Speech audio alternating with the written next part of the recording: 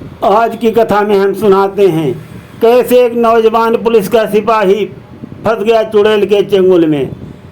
कभी कभी क्या होता है, शिकारी खुद स्वयं शिकार बन जाते हैं। जो पुलिस बल सभी अपराधियों पर अंकुश लगाता है और वही पुलिस बल का एक सिपाही जो है फंस गया चुड़ैल के चंगुल में और कैसे उसको मुक्ति मिली।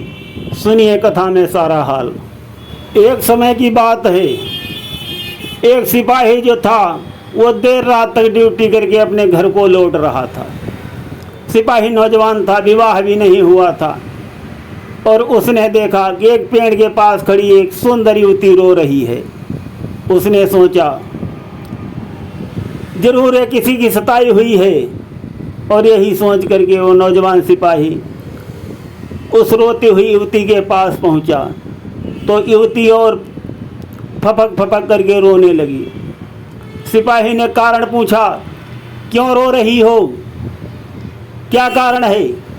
सिपाही की बात को सुनकर युवती बिलखती हुई बोली कि मेरे घर वालों ने मुझको घर से निकाल दिया है और मरने के लिए जंगल में छोड़ गए हैं। सिपाही बोला, तुमने थाने पर सूचना क्यों नहीं दी? युवती बोली, कैसे सूचना देती, रात का मौसम है, यहाँ से जाना ही मुश्किल है, तो मैं कैसे थाने पर जा सकती थी और अब मैं कहाँ जाऊँ? तो सिपाही बोला, क्या तुम मेरे साथ चल सकती हो? युवती बहुत खुश होते हुए बोली, अगर तुम मुझे अपने साथ ले चलो इससे अच्छा और मेरे लिए क्या हो सकता है।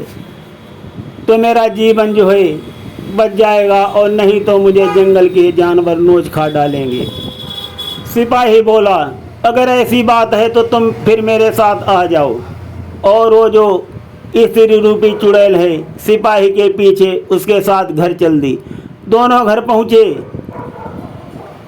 सिपाही का विवाह नहीं हुआ था, अकेला ही था। दोनों ने खाना खाया तो सिपाही ने कहा, तुम रूम में लेट जाओ और मैं बारंडे में लेट जाऊंगी। वो बोली, ऐसी कोई बात नहीं है, तुम भी रूम में ही लेट जाओ और मैं भी एक ही साथ लेट जाएंगे।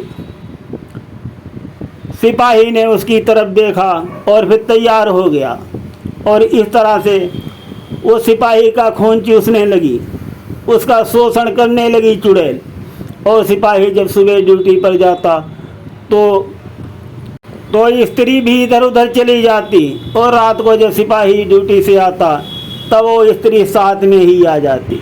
इस तरह धीरे धीरे समय बीतने लगा और वो सिपाही का शोषण करने लगी। सिपाही जो है बहुत ही कमज़ोर हो गया, किंतु सिपाही अब भी बेखबर था। उसको ये अंदेशा नहीं था कि वो चुड़ैल है, लेकिन कुछ कुछ उसकी विलक्षण बुद्धि पर उसको शक हुआ करता था। एक दिन उसका जो संदेह है वो सच साबित हुआ।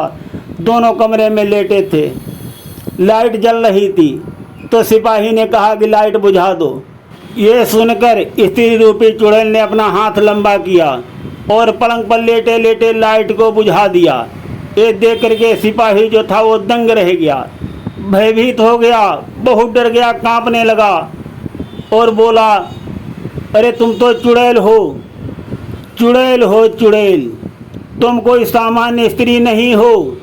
ये सुनकर चुड़ैल भी क्रोध में आ गई और धमकी देने लगी, खामोश खामोश, ज़्यादा उड़ने की कोशिश की तो उसका परिणाम बहुत बुरा होगा और अगर कहीं तुमने हमारे विषय में कहीं बाहर बताया तो मैं तुमको मार डालूंगी। चुड़ैल की बातों को सुनकर सिपाही जो है बहुत भयभीत हो गया और चुपचाप उसके साथ रहने लगा। सिपाही के साथीगण जब सिपाही से पूछे, अरे भैया तुमको क्या हो गया है, तुम तो दिनों दिन सूखते जा रहे हो। सिपाही कह दे, समझा दे अपने दोस्तों को, अरे भाई कुछ पूछो नहीं, ऐसी बीमारी लग गई है जो हमारा पीछा ही नहीं छोड़ती है और उसी से मैं कमज़ोर होता चला जा रहा हूँ। तो साथियों ने कहा, किसी डॉक्टर को दिखाओ, अगर कोई बीमारी है तो डॉक्टर से इलाज कराओ। वो सबको समझा दे कि ठीक है, किसी डॉक्टर से दवा लूँगा, परंतु चुड़ैल के बारे में किसी को न बताए। उसको भय था कि अगर मैंने कहीं बताया तो वो चुड़ैल उसकी जान ले लेगी। एक दिन क्या हुआ, उसकी तबीयत बहुत ख़राब हो गई और वो डॉक्टर के पास दवा लेने के लिए गया। तो डॉक्टर ने उसको दवाइयाँ लिख दी और जब वही दवाइयाँ लेने वो दवा के स्टोर पर गया तो दवा वालों ने उसको पुड़िया में बांध करके दवाई दी और जो कागज़ की पुड़िया बनाई उसमें गायत्री मंत्र का मंत्र लिखा हुआ था कागज़ में, और उसी कागज़ में दुकानदार ने गलती से पुड़िया बांध करके दे दी और वो पुड़िया उसने सिपाही ने अपनी जेब में डाल ली और सिपाही अपने घर में आ गया और वो स्त्री चुड़ैल रूपी वो भी आ गई और जैसे ही वो सिपाही के रूम में घुसने की कोशिश किया तो उसके बदन में आग जैसी लगने लगी और वो चुड़ैल बाहर निकल आई। बोली कि तुम्हारी जेब में कुछ पड़ा है, उसको निकाल करके बाहर फेंक दो। तो सिपाही बोला क्यों? बोली पड़ा है कुछ, उसको देखो, उसकी वजह से मैं अंदर नहीं आ पा रही हूँ। और अब सिपाही भी समझ गया था, पुलिस के आदमी तो ऐसे ही चालाक होते हैं, ट्रेंड होते हैं। सिपाही ने सोच लिया अब इससे निपटने का यही अच्छा अवसर है। तब उसने क्या किया, पुड़िया को और मजबूत कर लिया। सिपाही ने कहा क्यों फेंक दूं पुड़िया? दोनों में बहस होने लगी तो सिपाही ने कहा कि मैं नहीं फेंकूंगा, और सिपाही ने देखा कि उस पर गायत्री मंत्र लिखा हुआ है और अब सिपाही जो है अपने मुंह से भी गायत्री मंत्र को उच्चारण करने लगा, बोलने लगा। अब वो जो चुड़ैल है वो पास में भी नहीं आ पा रही। सिपाही जो है जोर जोर से गायत्री मंत्र का उच्चारण कर रहा था। वो चुड़ैल गायत्री मंत्र से डर करके हमेशा के लिए वहाँ से भाग गई और वो उस इलाके में आतंक मचाए थी। उससे भी सबको छुटकारा मिल गया। पूरा एरिया जो है अशांत और दहशत में था, सब शांत हो गया। चारों तरफ खुशियों की लहर दौड़ गई और सिपाही को भी बहुत खुशी मिली। उसने सोचा एक गायत्री माता की कृपा ही है जिसने मेरा कल्याण कर दिया, और उसने अपना नियम बना लिया।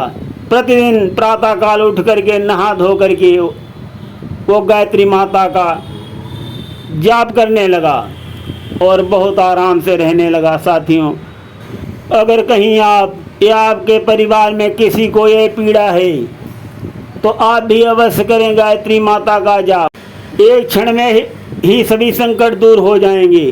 जैसा कि वो सिपाही का कल्याण हुआ उसी तरह सबका कल्याण हो। और जाते जाते आप सभी को ये भी बता दें, जब भी कोई अदृश्य शक्ति की त्रासदी बहुत अधिक बढ़ जाती है तब उसको मिटाने के लिए कोई न कोई ऊपरी शक्ति किसी भांति अवश्य जन्म लेती है। जैसे सिपाही के